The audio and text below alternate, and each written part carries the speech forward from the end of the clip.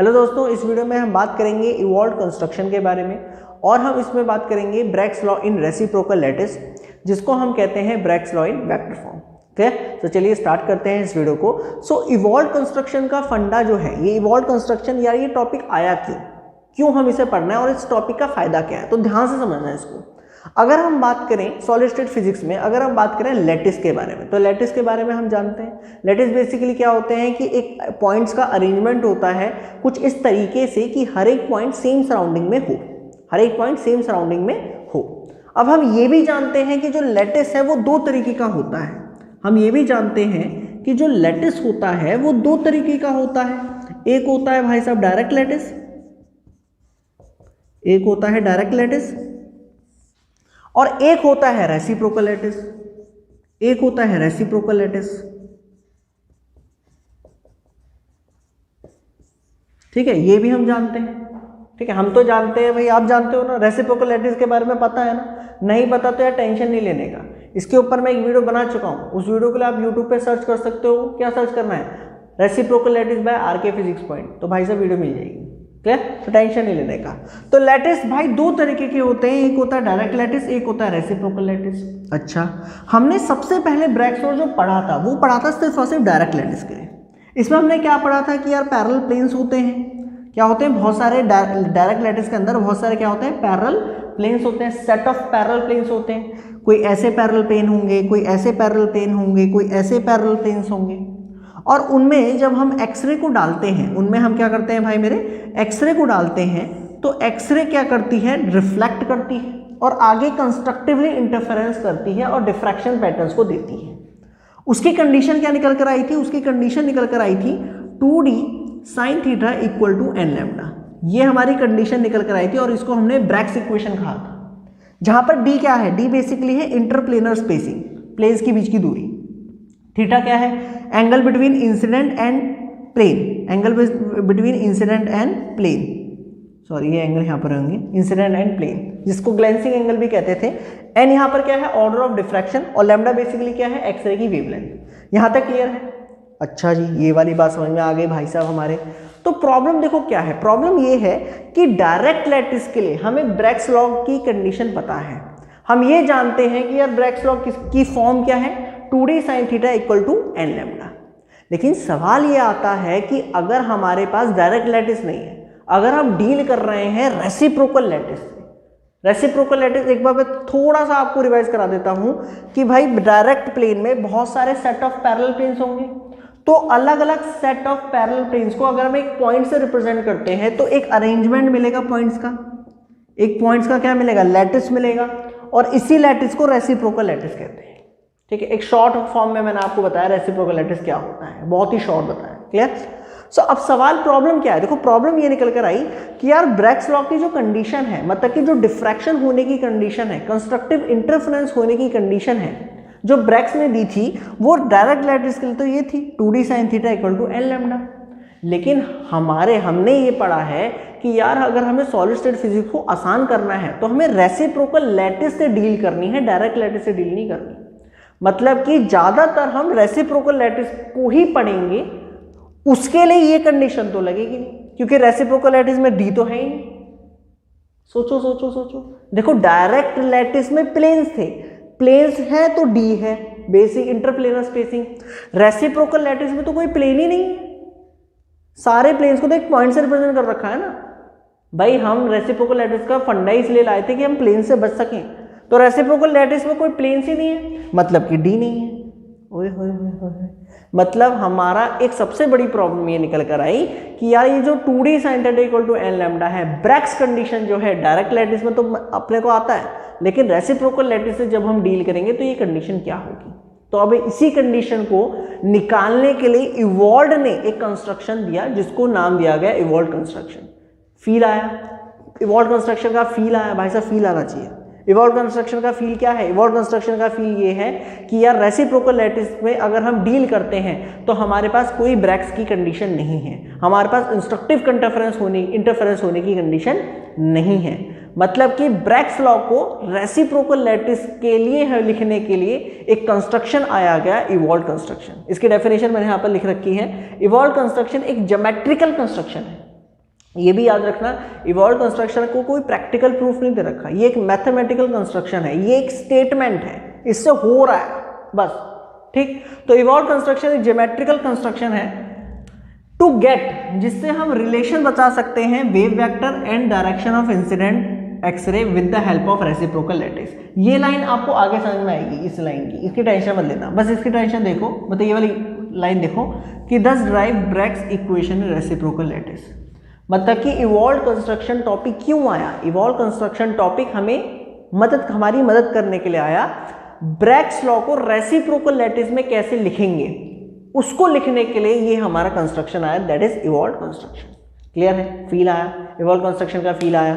अब भाई कंस्ट्रक्ट करना क्या है कंस्ट्रक्शन में, कैसे कंस्ट्रक्ट करना है, स्टेप्स ऑफ कंस्ट्रक्शन क्या होंगे, बचपन से पढ़ते आ रहे हैं ना, 9-10 में पढ़ते नहीं थे स्टेप्स ऑफ कंस्ट्रक्शन, छोटा मोटा कंस्ट्रक्ट करते थे तो स्टेप्स ऑफ कंस्ट्रक्शन लिखते थे, यहाँ पर भी यही करेंगे भाई, इसके भी कुछ स्टेप्स ऑफ कंस्ट्रक्शन तो होंगे ना, ऐसे थोड़ा ना कंस्ट्रक्ट कर देंगे। तो स्टेप देखो क्या है, ये कंस्ट्रक्शन है क्या, इसको लिखते मतलब समझते हैं, नोट करना चाहे तो नोट कर सकते हैं, कोई बड़ी बात नहीं लिखी हमने यहाँ पर, चलिए हटा देते हैं, फिर कोई बड़ी बात नहीं है तो। और बताइए क्या हाल चाल आप सभी की, काम का, हाँ चलिए ठीक है, इधर देखो। हाँ तो अब ये कंस्ट्रक्शन देखो क्या है, कंस्ट्रक्शन बड़ा सिंपल सा है। इन्होंने ये कहा, मतलब इवॉल्व भाई साहब जो थे, इन्होंने ये कहा कि मान लो ये एक रेसिप्रोकल लैटिस है, रेसिप्रोकल लैटिस है, ध्यान से सुनना, डायरेक्ट लैटिस नहीं मेरे भैया, ये रेसिप्रोकल लैटिस है। यहां पर हर एक पॉइंट क्या रिप्रेजेंट कर रहा होगा, सोच के बोलना, हर एक पॉइंट क्या रिप्रेजेंट कर रहा होगा, सोच के बोलना। In reciprocal lattice each point represent in reciprocal lattice each point represent a set of parallel planes, a set of parallel planes। काम की चीजें आराम से लिखना, ठीक है। इन रेसिप्रोकल लैटिस हर एक पॉइंट रिप्रेजेंट करेगा क्या, a set of parallel planes मेरे भाई, मतलब कि ये जो पॉइंट है ये सेट ऑफ पैरेलल प्लेन्स को रिप्रेजेंट कर रहा है, हर एक पॉइंट जो है रेसिप्रोकल लैटिस का वो प्लेन्स को रिप्रेजेंट कर रहा है, ठीक बा, यहाँ तक क्लियर है। अब सुनो ध्यान समझना, कंस्ट्रक्शन देखो क्या है, कंस्ट्रक्शन में उन्होंने पहला स्टेप क्या कहा, पहला स्टेप उन्होंने ये कहा कि एक लाइन ड्रॉ करो, सुनना ध्यान समझना, एक लाइन ड्रॉ करो, किसकी डायरेक्शन में, इंसिडेंट रे की डायरेक्शन में। मान लो यहाँ पर ऐसे इंसिडेंट रे जा रही है यूं करके, भाई ये क्रिस्टल है, ये क्रिस्टल का रेसिप्रोकल लैटिस है, और इसमें ऐसे करके क्या गिर रही है, इंसिडेंट रे गिर रही है यूं करके, तो उसके डायरेक्शन के अलोंग एक लाइन ड्रॉ करो, एक क्या ड्रॉ करो, लाइन ड्रॉ करो, किसी भी आर्बिट्ररी पॉइंट से, जरूरी नहीं कि वो एक रेसिप्रोकल पॉइंट हो, कोई भी पॉइंट ले सकते हैं, जैसे मैंने ये पॉइंट ले लिया ऐसे करके, ये पॉइंट ले लिया ऐसे करके, ये ए पॉइंट ले लिया, और इससे मैंने क्या काम करा, ऐसे करके एक लाइन ड्रॉ कर दी 1/λ की, मतलब जिसका मैग्नीट्यूड जो है वो 1/λ हो, वेक्टर कह सकते हो आप इसको, ये ए ले लिया, ये ओ ले लिया, ठीक है। मतलब कि हमने क्या काम करा, हमने एक ड्रॉ करा अब वेक्टर ओ ए एक वेक्टर ड्रॉ करा जिसका magnitude, whose magnitude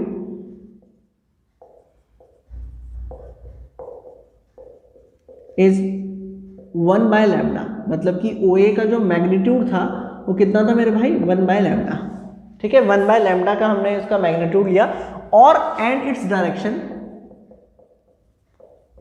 direction is towards, या फिर is incident X-ray, clear, incident X-ray. भाई जिस डायरेक्शन में एक्सरे इंसिडेंट हुई है उसी डायरेक्शन में हमने वेक्टर ड्रॉ कर दिया विच इज ओ ए, जिसका मैग्नीट्यूड 1/λ था, क्लियर है। ए कोई भी आर्बिट्ररी पॉइंट है, जरूरी नहीं कि ये रेसिप्रोकल लैटिस पॉइंट होगा, कोई भी आर्बिट्ररी पॉइंट ले लिया हमने, कोई भी रैंडम एक पॉइंट ले लिया, क्लियर है। ये रेसिप्रोकल लैटिस है और हमने एक वेक्टर डाल दिया ओ ए, यहां तक कोई डाउट है। सेकंड स्टेप नंबर 2, इन्होंने ये कहा कि यार ओ ए वेक्टर को क्या काम करो, रेडियस की तरह यूज करो और एक सर्कल ड्रॉ करो, सॉरी स्फीयर ड्रॉ करो, क्योंकि ये 3 डायमेंशन फिगर है तो एक स्फीयर ड्रॉ होगा। तो उन्होंने कहा कि यार इसको एज अ रेडियस मानो और ऐसे करके एक सर्कल ड्रॉ कर दो, मतलब कि स्फीयर ड्रॉ कर दो ऐसे करके, ओहो, थोड़ा सा ऐसे करके ऊबड़ खाबड़ थोड़ा ड्रॉ हो गया होगा, उसकी टेंशन मत लीजिएगा आप, पेंसिल से आराम से ड्रॉ कर लेना, बिल्कुल परफेक्ट आएगा।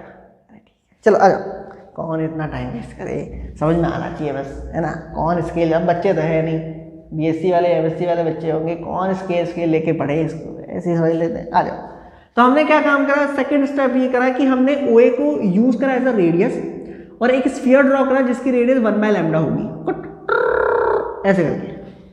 क्लियर है? सेकंड स्टेप समझ में आया। हमने क्या करा, ड्रॉ करा a sphere of radius 1/λ taking A as centre. A को हमने सेंटर मान लिया भाई साहब। यहां तक समझ में आया? यहां तक समझ में आया? अब ध्यान समझना, ठीक। इस स्फीयर को एक नाम दिया गया, इस स्फीयर को नाम दिया गया evolve sphere, Ewald sphere. Clear? Evolve sphere. अब ये स्फीयर बताता क्या है, ध्यान समझना, मुझे दिमाग लगा के बताओ, क्या ये स्फीयर किसी रेसिप्रोकल लैटिस को इंटरसेक्ट करेगा? बिल्कुल करेगा, ऐसा थोड़ी ना है कि नहीं करेगा, करेगा। देखो यहां पर ये इंटरसेक्ट कर रहा है, ठीक बा, यहां तक भी कोई दिक्कत नहीं है, बहुत बढ़िया, ध्यान समझना। क्लियर? क्या ये सिर्फ एक ही पॉइंट को इंटरसेक्ट करेगा? नहीं, बहुत सारे पॉइंट्स को इंटरसेक्ट करेगा। भाई अगर आपका ये जो इवॉल्व स्फीयर है, क्या ये एक ही लैटिस पॉइंट को, मतलब रेसिप्रोकल लैटिस पॉइंट को इंटरसेक्ट करेगा? नहीं मेरे भाई, बहुत सारे मतलब पॉइंट्स को इंटरसेक्ट करेगा। हुआ क्या, ये पॉइंट्स क्या दिखा रहे हैं, ध्यान से समझना। ये जो इंटरसेक्टिंग पॉइंट्स हैं, ये क्या दिखा रहे हैं? ये दिखा रहे हैं कि ये जो प्लेन्स है, देखो ये वाला जो पॉइंट होगा ये प्लेन को रिप्रेजेंट कर रहा होगा, और ये जो प्लेन्स हैं ये क्या कर रहे हैं, ये दिमाग लगाना, ये ब्रैग्स लॉ को फॉलो कर रहे हैं। मतलब कि अगर ध्यान सुनो आराम से, अगर मैं यहां से इसको हटा रहा हूं, अगर मैं यहां से एक वेक्टर डालूं यूं करके, तो ये जो वेक्टर आएगा, this is OB, sorry AB जो वेक्टर आएगा ये रिफ्लेक्टेड एक्सरे है। ये देखो OA क्या है, देखो यहां लिखता हूं मैं, यहां कहां लिखा है, OA क्या है, O है इंसिडेंट एक्सरे, O है इंसिडेंट एक्सरे। OA क्या थी, इंसिडेंट एक्सरे जो प्लेन्स के ऊपर गिरी, और AB क्या है, AB basically direction of reflected X-ray, reflected X-ray, reflected x ray.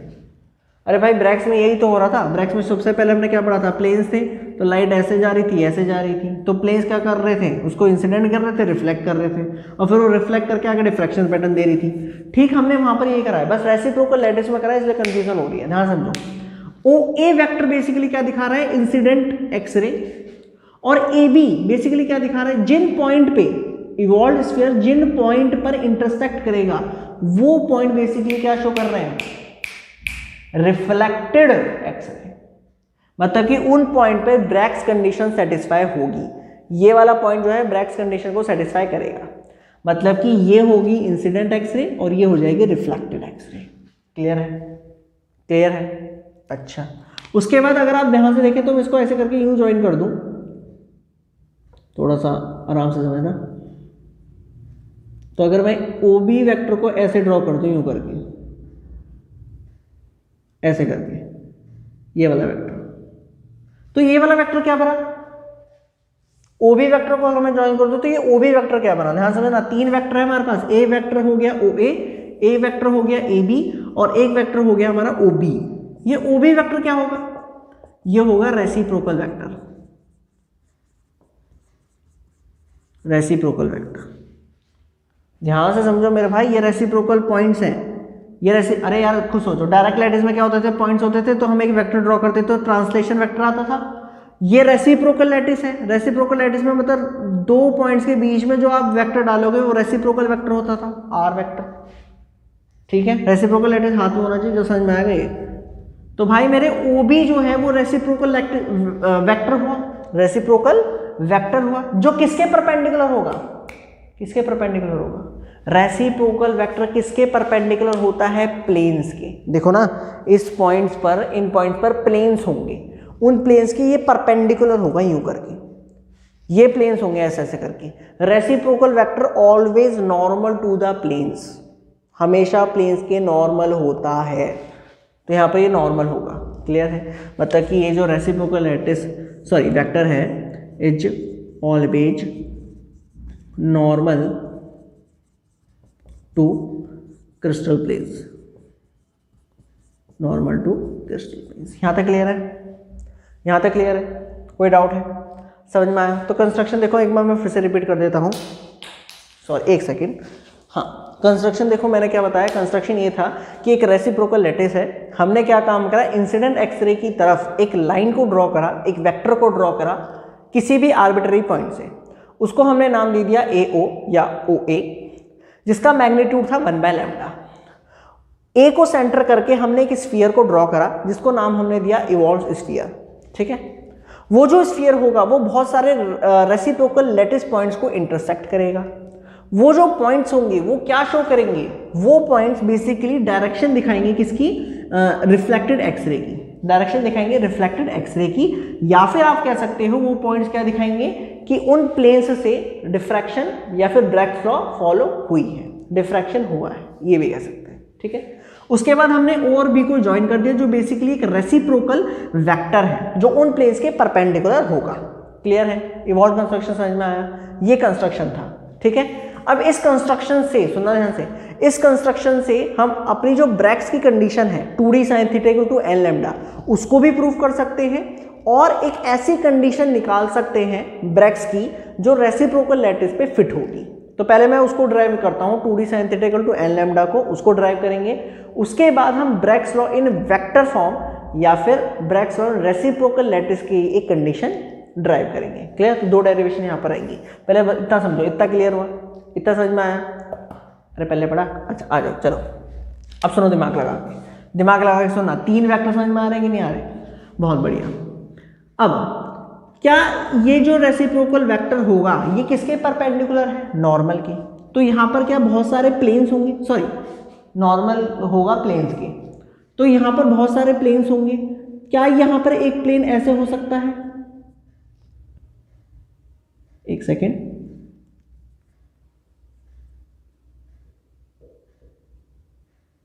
क्या यहां पर एक प्लेन ऐसे हो सकता है AE? भाई AE बेसिकली क्या है? AE एक प्लेन है भाई, खुद समझो ना। OB एक रेसिप्रोकल वेक्टर है और वो किसके परपेंडिकुलर है? एक प्लेन के परपेंडिकुलर होगा। तो यहां पर बहुत सारे प्लेन होंगे, तो AE एक प्लेन हो गया जो उसके परपेंडिकुलर होगा। यहां तक समझ में आता है? क्लियर? अरे बहुत सारे प्लेन होंगे ना मेरे भाई, बहुत सारे प्लेन होंगे तो हमने एक प्लेन ऐसे मान लिया। ठीक है जी, यहां तक समझ में आया? अगर ये एंगल थीटा है तो ये भी एंगल थीटा। ठीक है, अब सुनो ध्यान से समझो। क्या मैं ये लिख सकता हूं जो OE है वो OB वेक्टर का मैग्नीट्यूड का आधा होगा? भाई ये देखो आधे आधे हिस्से है ना, परपेंडिकुलर तो आधा आधा हिस्सा, तो ये होगा OB का आधा। अच्छा, OB क्या है? OB बेसिकली है रेसिप्रोकल वेक्टर और उसका मैग्नीट्यूड कितना होता है? n/d(h)k(l). अब भैया रेसिप्रोकल लैटिस की मतलब रेसिप्रोकल लैटिस की वीडियो देखनी पड़ेगी, वहां पर मैंने समझाया ये कैसे आया। n बेसिकली है ऑर्डर ऑफ डिफ्रैक्शन और d(h)k(l) interplanar spacing, HKL basically इस प्लेन के मिरर इंडिसेस है। ठीक है, तो भाई मेरे इसकी वैल्यू यहाँ डाल दो, तो OE की वैल्यू कितनी आएगी?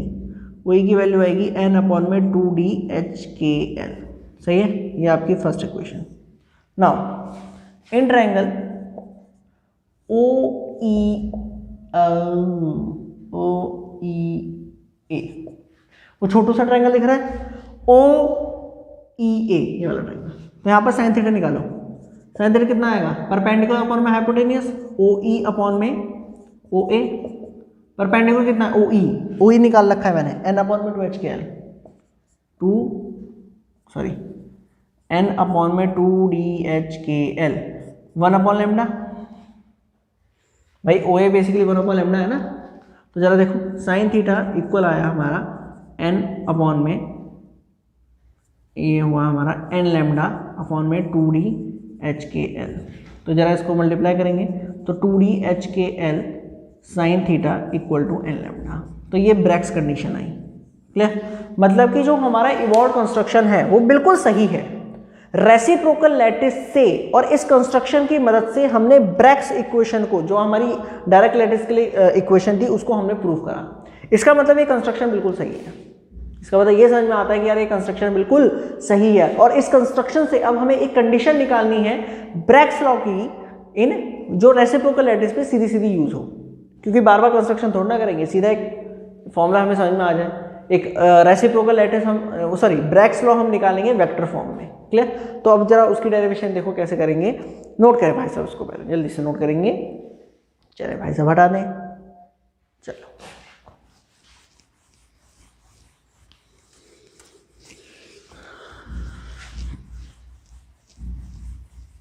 देखो ब्रैग्स लॉ वेक्टर फॉर्म में करने के लिए हम क्या काम करेंगे, इस फिगर को थोड़ा सा क्या अलग, थोड़ा मॉडिफाई करेंगे। क्या करेंगे? मॉडिफाई करेंगे। देखो क्या करना है, हम क्या करने वाले हैं भाई मेरे, हम इन वेक्टर्स को, देखो ये ए वेक्टर है, ओ बी वेक्टर है, ए बी वेक्टर है, हम इन वेक्टर को एक स्केलर से मल्टीप्लाई करेंगे। किस स्केलर? वो स्केलर क्या होगा? 2 पाई स्केलर होगा। वो स्केलर क्या हो जाएगा? 2 पाई स्केलर हो जाएगा। तो ध्यान समझना, ये स्फीयर है, मैं डॉट नहीं बना रहा, मैं सीधा स्फीयर दिखा रहा हूं। ये हो गया हमारा ए, ये वाला ए, हमने ओ ए को 2 पाई से मल्टीप्लाई कर दिया, तो ये हो गया हमारा ऐसे करके 2 पाई। क्लियर? तो ये हमने एक स्फीयर बना दिया, ये वाला स्फीयर है। अब हम देखो कर क्या रहे हैं, हम बेसिकली हम मल्टीप्लाई कर रहे हैं, ठीक है, हम मल्टीप्लाई कर रहे हैं ओ ए वेक्टर का ओ बी वेक्टर को एंड ए बी वेक्टर को बाय अ स्केलर 2 पाई। ठीक है, हमने क्या काम करा है, हम इन तीनों वेक्टर्स को 2 पाई से मल्टीप्लाई कर रहे हैं, तो इनका मैग्नीट्यूड, इनकी लेंथ बढ़ जाएगी। तो हमारा ओ बी वेक्टर जो होगा, सॉरी ओ ए वेक्टर होगा, वो हो जाएगा ए डैश ओ डैश। सर्कल भी तो बड़ा बनाना पड़ेगा फिर, तो ए डैश ओ डैश। ठीक है, अच्छा ध्यान सुनते रहना मेरी बात को। उसके बाद ये वाला वेक्टर ऐसे करके आ जाएगा, ये हो गया हमारा बी डैश, और ये वाला पॉइंट हमारा आ जाएगा ऐसे करके। क्लियर? ये एंगल, ये फिगर बनेगी जब हम मल्टीप्लाई करेंगे ओ ए ओ बी और ए बी वेक्टर को with a scalar 2 pi, then we get new vectors O dash A dash vector, जो किसके इक्वल होगा? 2 पाई बाय लैम्डा के। और ये सोचो क्या है, ये प्रोपोगेशन कांस्टेंट होता है, एक वेव वेक्टर होता है विच इज के वेक्टर, जिसको आप क्या कहते हो? वेव वेक्टर कहते हो या फिर प्रोपोगेशन वेक्टर कहते हो, प्रोपोगेशन कांस्टेंट। ठीक है, वो स्टेटमेंट का मीनिंग समझ में आ रहा होगा। मैंने स्टेटमेंट बता रही था कि रिलेशन निकालता है वेव वेक्टर का और डायरेक्शन ऑफ इंसिडेंट एक्सरे का, तो वो आ रहा है। ठीक है, तो हमने क्या काम करा, अगर मैं इस वेक्टर में 2 पाई की मल्टीप्लाई कर दूं तो मुझे मिलेगा 2 पाई बाय लैम्डा, और 2 पाई बाय लैम्डा होता है वेव वेक्टर, जिसे हम प्रोपोगेशन कांस्टेंट भी कहते हैं। क्लियर है? मतलब कि ये वाला वेक्टर हो गया हमारा K vector. O dash B dash हमारा एक रेसिप्रोकल वेक्टर है, तो हमने उसको ले लिया आर। ठीक है, ओ डैश वो तो वही रहेगा ना, तो ये बेसिकली हमारा क्या है, ये आर वेक्टर हमने लिया है। आर बोले तो रेसिप्रोकल वेक्टर,